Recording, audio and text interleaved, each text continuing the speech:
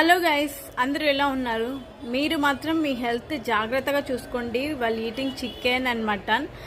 First of all మీరు మనం తప్పు చేస్తున్నది ఏంటంటే చికెన్ మటన్ మిగిలిపోయిందనేసి ఫ్రిడ్జ్లో పెట్టేసి మరుసటి రోజు వేడి చేసుకొని తినడం అనేది ఎంత పాయిజన్ అయిపోతుంది అంటే అంత పాయిజన్ అయిపోతుంది, ఫుడ్ పాయిజన్ అవుతుంది.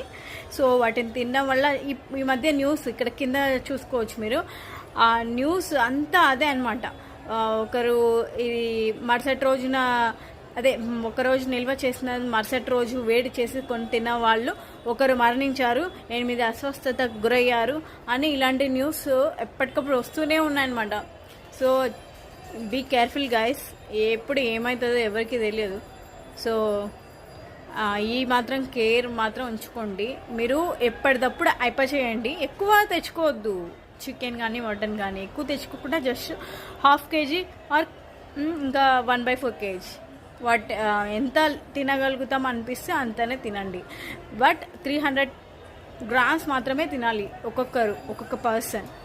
ఎక్కువ తింటే ఇంకా ఇట్లే వీ కాంట్ సే ఎనీథింగ్ నా. So please be careful and take care of your guys. Thank you.